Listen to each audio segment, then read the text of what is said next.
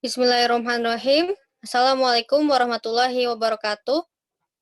Perkenalkan, saya Dwi Kurnianingsih, mewakili teman-teman saya, yaitu Aurelia Salsabila, Maharani Citra, dan Mustika Rani. Pada hari ini akan mempresentasikan tentang sunnah sebagai basic profesional.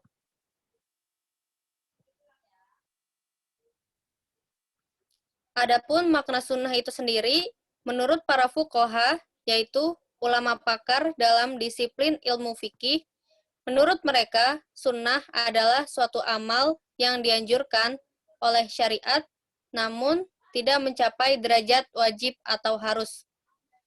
Dalam arti yang lebih masyhur, sunnah adalah segala perbuatan yang apabila dikerjakan mendapat pahala dan jika ditinggalkan maka tidak berdosa.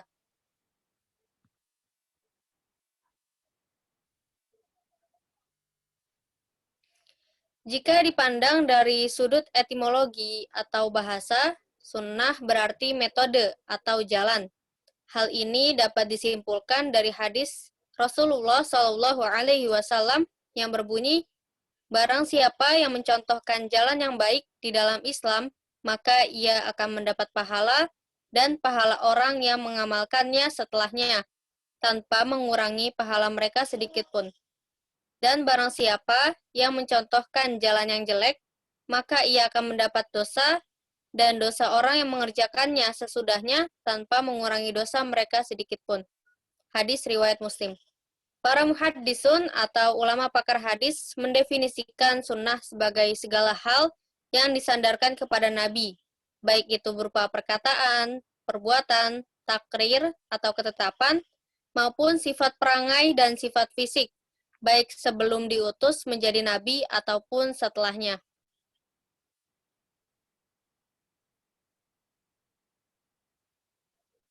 Namun, makna sunnah yang sudah disebutkan tersebut termasuk makna sunnah yang sempit. Sunnah dalam makna ini terbagi menjadi dua bagian, yaitu sunnah muakkad dan sunnah ghairu muakkad. Contoh dari sunnah muakkad itu sendiri yaitu 2 rakaat sebelum maghrib, dan contoh dari sunnah ghairu muakkad yaitu puasa sunnah Senin dan Kamis. Selanjutnya akan dilanjutkan oleh teman saya. Ya. Selanjutnya, fungsi dan kedudukan sunnah dalam hukum Islam. Terdapat 3 fungsi sunnah terhadap Al-Quran. Yang pertama, sunnah menguatkan pesan-pesan hukum yang terkandung dalam Al-Quran. Maksud dari fungsi pertama ini yaitu sunnah menerangkan posisi kewajiban dan larangan di dalam syariat Islam. Selanjutnya menegaskan kedudukan hukumnya seperti sebutan wajib, fardu, dan sejenisnya. Fungsi kedua yaitu sunnah menjelaskan dan menjabarkan pesan-pesan hukum tersebut. Maksud dari fungsi kedua ini yaitu sunnah mengkhususkan ketetapan atau menjelaskan secara lebih rinci mengenai hukum yang ada di dalam Al-Quran. Fungsi yang ketiga yaitu sunnah menetapkan sendiri pesan-pesan dalam hukum yang belum diatur di dalam Al-Quran. Maksud dari fungsi ketiga ini yaitu sunnah melakukan tasyri' yang boleh dikatakan sebagai tambahan atas hukum tersurat di dalam Al-Quran.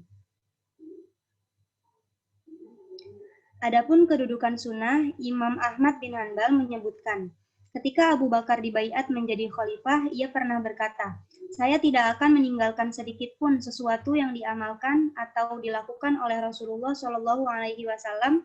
Sesungguhnya saya takut tersesat bila meninggalkan perintahnya. Dengan demikian dapat dikatakan bahwa kedudukan sunnah jika dilihat dari segi statusnya sebagai dalil dan sumber ajaran Islam, menempati posisi yang sangat strategis setelah Al-Quran. Selanjutnya akan dibacakan oleh teman saya. Selanjutnya adalah sunnah Nabi sebagai paradigma keunggulan. Yang pertama adalah siddiq, yaitu jujur. Menurut Toto Tasmara, siddiq dibagi menjadi 3 bagian, yaitu jujur pada diri sendiri, jujur pada orang lain, dan jujur pada Allah Subhanahu wa Ta'ala.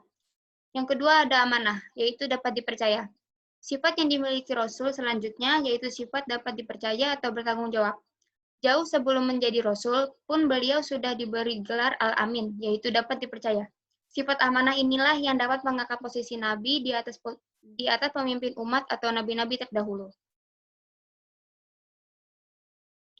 Yang ketiga adalah tablik, yaitu menyampaikan. Panggilan menjadi seorang Rasul bagi Muhammad SAW ketika berusia 40 tahun adalah bukti bahwa beliau seorang penyampai risalah Tuhan. Yang keempat adalah fatonah, yaitu cerdas. Kecerdasan adalah kemampuan berpikir lebih cepat, menyelesaikan, dan mengatasi masalah lebih mudah. Selanjutnya akan dilanjutkan oleh teman saya. Poin selanjutnya adalah penerapan sunnah dalam konteks budaya atau urf. Urf berasal dari kata arafa yang mempunyai derivasi dalam al-ma'ruf yang berarti sesuatu yang dikenal atau diketahui. Sedangkan urf menurut bahasa adalah kebiasaan yang baik. Berdasarkan definisi tersebut, dapat disimpulkan bahwa urf adalah suatu perbuatan atau perkataan yang sudah dikenal dan diterima oleh masyarakat, serta sudah menjadi kebiasaan baik yang dilakukan secara berulang-ulang dan memiliki makna yang khusus.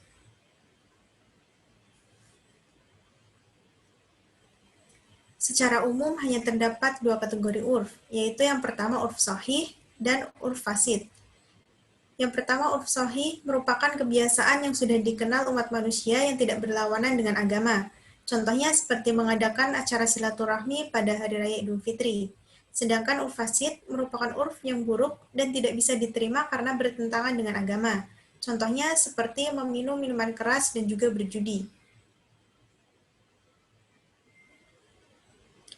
Para ulama yang memahami dan mengamalkan urf mengungkapkan bahwa ada beberapa persyaratan untuk menerima urf, yaitu yang pertama, urf dapat diterima oleh akal sehat.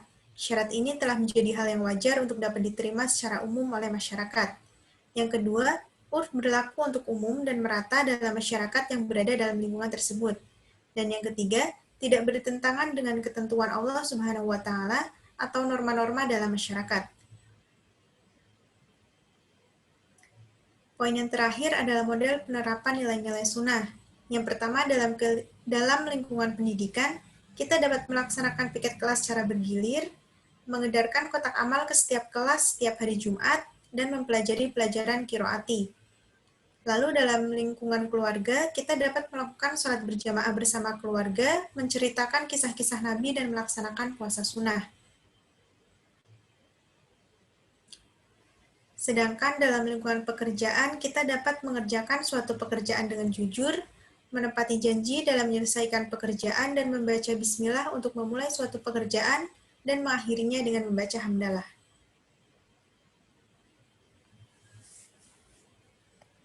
Demikianlah presentasi dari kelompok kami. Kurang dan lebihnya mohon dimaafkan. Wassalamualaikum warahmatullahi wabarakatuh.